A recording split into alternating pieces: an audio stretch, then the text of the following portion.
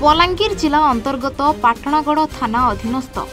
भईसा ग्राम में लक्षाधिक टंकार जाल नकली नोट जबत करा सह 2 जण अभियुक्त को गिरफ करिछि पाटणागड़ पुलिस। प्रकाश गत 22 तारिख में पाटणागड़ उपखंड अंतर्गत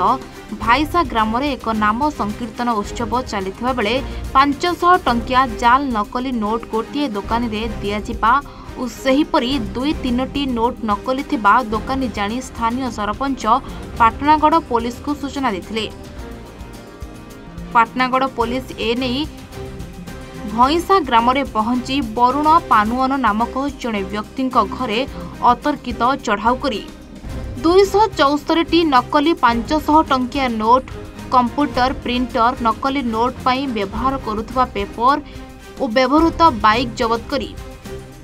अभियुक्त को पाटना थाना को आनी तदंत प्रक्रिया आरंभ करथिले।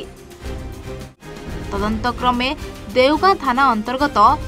बुड़ा बाहाल ग्रामर रोहित बस्तिया नामक जड़े व्यक्ति को नकली नोट राकेट रे संपृक्त थिबा पुलिस जानिबाको पाइथिला। एने 2 जण को गिरफ करी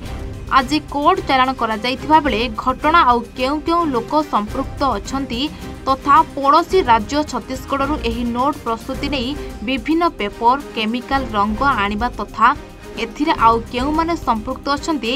से नहीं अधिक तदंत करुथबा सूचना दे दैछि। पूर्वरु बलांगीर जिला टिटलागढ़ जड़े वरिष्ठ अण ओडिया व्यवसायी कंटाबांजीरू नोट प्रस्तुति करी टिटलागढ़ आनी विभिन्न जिला और राज्य बाहर को चालाण करिबा घटना बेस हट चमट सृष्टि होइथिला। पाटणागड़ एसडीपीओ सदानंद पूजारी एने अधिक तदंत जारी रहिछि बोली सूचना दैछन्ती। राताराती कोटिपति साजिबा आशारे एभली कारबार रे चेर केते दूर लंबिछि से नहीं अधिक तदंत आवश्यक बोली बुद्धिजीवी महल रे प्रकाश पाइछि। गत 20 रु 24 तारिख दिन डामोजय होतला भंसार ज्ञानेन्द्र पटेल कंप्लेन कले 22 तारिख रे जने ग्राहक को बाहर आइथिले तांको 1000 टका मारदिले 500 टका दुईटा डाउट लागला तो से 500 टका हमको खबर मिलला से खबर देले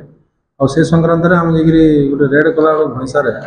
जनकर घर होर वरुण पनुआ बोलिकी तांकर घरे 274टा 500 टका फेक नोट्स मिलना और से आधार रे तांको हमें गोटे केस करलु और एसपी को प्रत्यक्ष तत्वावधान गोटे हम रेड कलु जेगिरी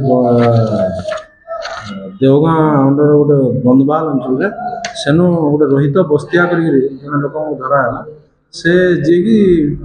सप्लाय करते से 2 जण मिसिकी 500 टका तैयारी करी रोहित